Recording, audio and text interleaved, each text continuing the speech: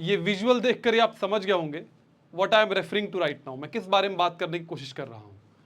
Yes, हम लोग बातचीत करना चाह रहे हैं कॉकरोच जनता पार्टी, जो एक नया फिनोमिना लॉन्च हुआ। और आपको उसका पूरा, मैं ज़्यादा डिटेल में नहीं जाऊँगा, पता होगा क्या उसका इतिहास क्या है कि चीफ जस्टिस ऑफ इंडिया ने, सीजीआई ने एक कमेंट किया जिसको लेकर कि जो अनएम्प्लॉयड यूथ है इस देश का, वो कॉकरोच है, पैरासाइट है, उसको कहीं जगह नहीं मिलती है तो सोशल मीडिया में जगह बना लेता है। वो एक स्पेशल जर्नलिस्ट के कंटेक्स्ट में बात कर रहे थे, शायद आप लोग पता ही होगा, सौरभ दास, जिन्होंने एक पूरी स्टोरी की थी अरविंद केजरीवाल वर्सेस जो एक लेडी जज थी उस पूरे केस में। बाद में उन्होंने साबित करके दिखाया कि किस तरीके से वहाँ पर एक पर्सनल कॉन्फ्लिक्ट ऑफ इंटरेस्ट हो रहा था और उस जज को विड्रॉ करना पड़ा। मैं उस केस की डिटेल्स में नहीं जाऊंगा, लेकिन स्टोरी में एक लीडिंग भूमिका उस जर्नलिस्ट सौरभ दास की थी। और उसके बाद एक पासिंग रिमार्क के तौर पे कहा गया कि इस देश के यूथ कॉकरोच और पैरासाइट्स हो गए हैं।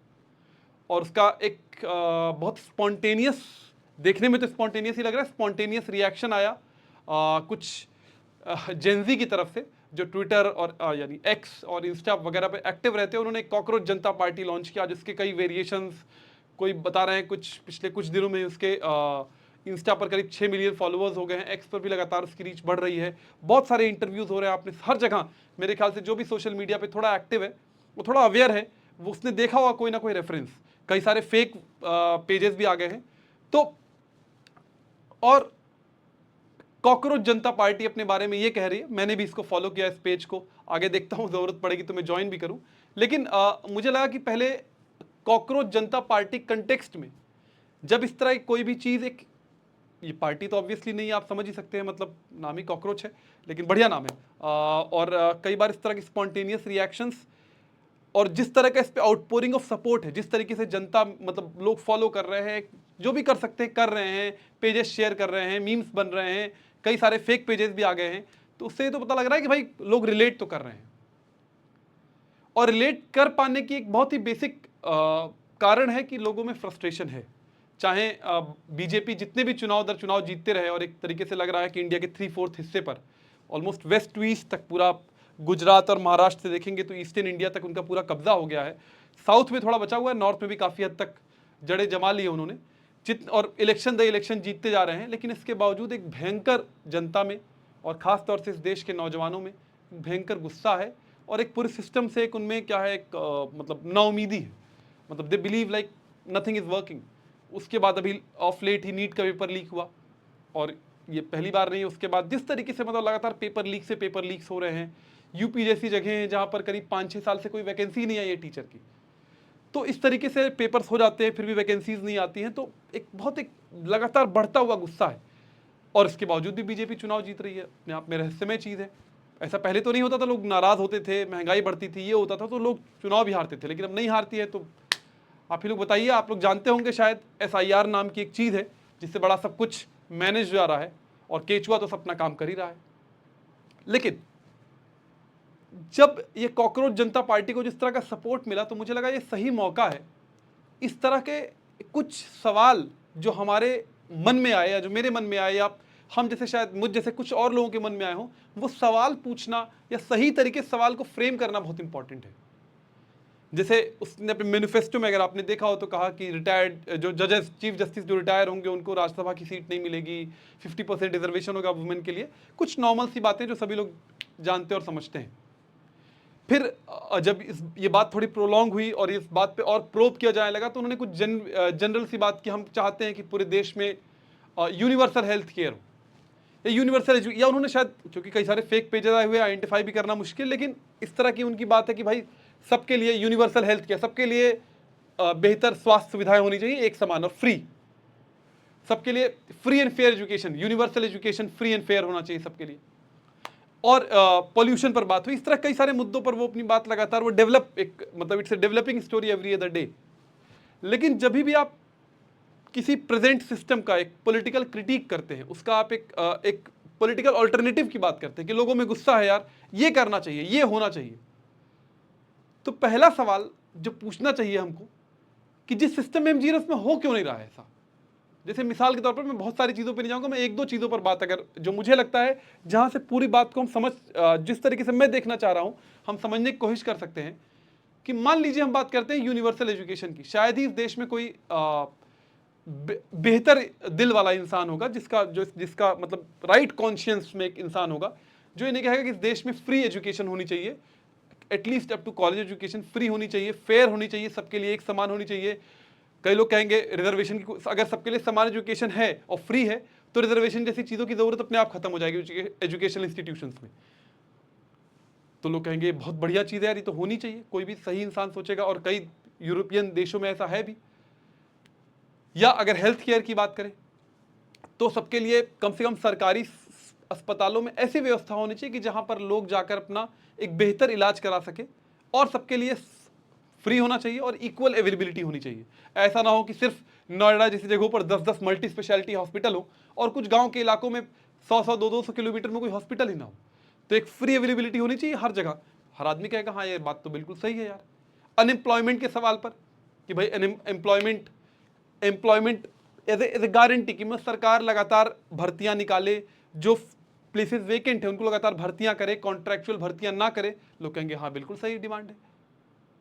तो लेकिन पलट कर फिर ये पूछ जाए आखिर ये डिमांड पूरी क्यों नहीं हो रही है? आखिर इस सिस्टम में, जिस सिस्टम में इतना बड़ा कॉन्स्टिट्यूशन है, इतने एलेबोरेट चीजें हैं, आखिर इस सिस्टम में हमको फ्री एंड फेयर एजुकेशन क्यों नहीं मिल रहा है?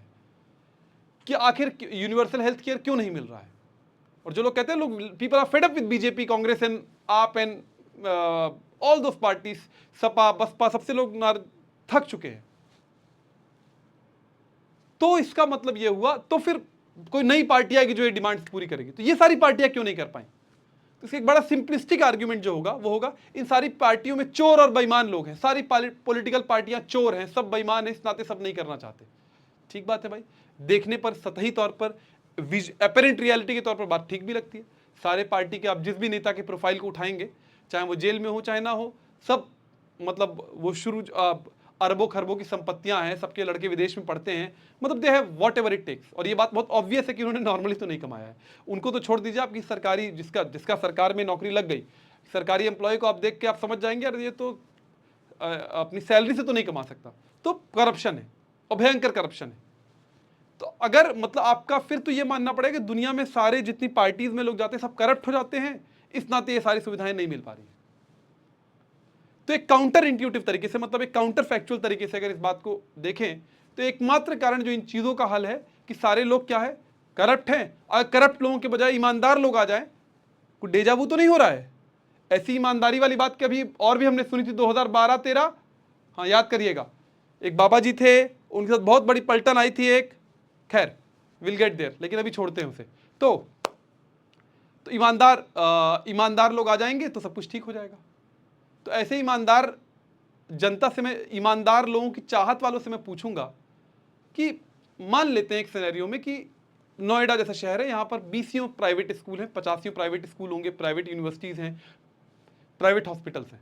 आपने कल को यहाँ पर सरकारी स्कूल खोल दिए, सरकारी यूनिवर्सिटीज़ खोल दी, जहाँ पर बहुत बढ़िया शिक्षा व्यवस्था है, बहुत फ्री है और बहुत ही बढ़िया, मतलब अप टू क्लास अपार्ट, मतलब state of the art facilities है, लैब्स है, लाइब्रेरीज, सब कुछ है। तो इन प्राइवेट यूनिवर्सिटीज़ वालों का क्या होगा? मतलब क्या किया जाएगा इनका? मतलब इनको क्या, उसमें तो कोई पढ़ने जाएगा नहीं। ऑब्वियसली बात है, अगर मैं ही हूं या कोई भी इंडिविजुअल होगा, उसको अगर सरकारी स्कूल मिलेगा तो प्राइवेट में तो जाएगा नहीं, कि सरकारी में उसको बेहतर सुविधाएं मिलेंगी, फ्री मिलेगा सब कुछ। तो इन प्राइवेट यूनिवर्सिटीज़ में जिन्होंने अरबों खरबों का जो एक पूरा इनका साम्राज्य है, उनका क्या होगा? इनमें दो ही विकल्प बनेंगे, या तो आप इनकी प्रॉपर्टीज आपको कन्फिस्केट करना पड़ेगा, ज़बरदस्ती जबरन लेना पड़ेगा और उसको स्टेट प्रॉपर्टी घोषित करना पड़ेगा, जो वो होने नहीं देंगे। यही आप सवाल आप हॉस्पिटल्स पे कर सकते हो कि जो बड़े बड़े मल्टी स्पेशलिटी हॉस्पिटल्स हैं, जिसमें अरबों खरबों का संपत्ति लगी हुई है, जिनका टर्नओवर है मिलियंस में, कई लोग का बिलियंस में भी होगा, उनका क्या होगा? अगर आप बढ़िया बढ़िया सरकारी अस्पताल खोल दोगे, वहां तो कोई जाएगा नहीं। तो वो यूं तो बैठे नहीं रहेंगे चुप मार के कि अरे थैंक यू यार, अब मैं जाता हूं, मैं कुछ और करूंगा। तो या तो आप उनकी प्रॉपर्टी से कन्फिस्केट करोगे, उनकी प्रॉपर्टीज को जबरन आप स्टेट के हवाले करोगे और कहोगे भैया अब ये खत्म, या तो ये अपने आप खत्म हो जाएंगी। तो ऐसा तो होगा नहीं। तो मैं जो बात कहना चाह रहा हूं कि जैसे जब ये बातें की जाती है ना कि सबके लिए ऐसा होना चाहिए वाली जो बातें होती हैं, उसमें बेसिक लॉजिक कहीं मिसिंग होता है और भावना ज्यादा, इच्छाएं ज्यादा होती है। ऐसा हो जाता, काश कोई आता आदमी, काश कोई साफ सुथरा आदमी आता, देश को बदल देता। ये सब बातें तो, ये सबसे बढ़िया, ये जुमलेबाजी तो बीजेपी से बढ़िया कोई करता ही नहीं है। और सारी पार्टियां इन जुमलेबाजी में बहुत उस्ताद है, और ये जुमलेबाजी बहुत बार सुनी जा चुकी है और बहुत बार सुनी जाएगी। पॉइंट ये है कि जब भी आप किसी सिस्टम के क्रेडिबल ऑल्टरनेटिव की बात करते हो, आप जब बात करते हो सिस्टम में ये नहीं हो रहा, ऐसा होना चाहिए, आपको फ्री एंड फेयर एजुकेशन नहीं मिल रहा है, एजुकेशन फ्री एंड फेयर मिलनी चाहिए, एम्प्लॉयमेंट की गारंटी होनी चाहिए, यूनिवर्सल हेल्थ केयर होना चाहिए। अगर आप जब ये बातें करते हो तो आपको एक सिस्टम का क्रिटिक देना पड़ता है, सिस्टम का आपको एक आलोचना प्रस्तुत करनी पड़ती है कि सिस्टम में ऐसा क्यों नहीं हो रहा है। अगर आपके पास सिस्टम का क्रिटिक नहीं है तो आप सिस्टम का ऑल्टरनेटिव की बात करना बेईमानी है, आप लोगों को बेवकूफ बना रहे हो, या आप मतलब जाने अनजाने, मतलब आप खयाम ख्याली में जी रहे हो और आप ऐसा कुछ नहीं होगा। मतलब कुछ दिन तक आपको मजा आएगा इंस्टा पर, वो तो, और आजकल जानते ही हैं सब कुछ तुरंत एक मतलब इंस्टेंटेनियसली सबसे अधिक रश मिलता है। अरे पोस्ट शेयर कर दिया, लाइक कर दिया यार, जो मैंने लिखा था देखो उस पर 30 लाइक आ गए, वाह। एक तो किक मिलता है, एक रश मिलता है, जो तो वो तो है ही, एड्रेनलिन रश जिसे बोलते हैं। उसके अलावा इसका कुछ, अगर वही इसका मकसद है, कॉकरोच जनता पार्टी या इसके जितने वेरिएंट्स हैं, तो फिर यार ये तो मतलब इससे बड़े, ये तो बड़ा हल्का फुल्का हो जाएगा। लेकिन लगता तो फिलहाल देखने पर कुछ ऐसा, अपेरेंटली तो ऐसा ही नजर आ रहा है। ये डेवलपिंग स्टोरी है, इसमें कुछ और भी चीज़ें आ सकती हैं, लेकिन सिस्टम का क्रिटिसिज्म, अगर जिस सिस्टम में हम जी रहे हैं उस सिस्टम में सब कुछ क्यों नहीं हो पा रहा है, और ये कह देना कि इसमें सिर्फ एक नियत की प्रॉब्लम है, ये इनसफिशिएंट है। तो आपकी नीयत क्यों नहीं बदल जाएगी? जो कॉकरोच जनता पार्टी वाले लोग आएंगे उनकी नीयत कैसे, मतलब उनमें कुछ स्पेशल वो लगा होगा, क्या कहते हैं, डिवाइस लगा होगा, या उनमें कोई स्पेशल तरीके से उनको तैयार किया गया कि उनकी नीयत नहीं बदलेगी? उनकी भी तो नीयत बदल सकती है वहां पहुंचने के बाद।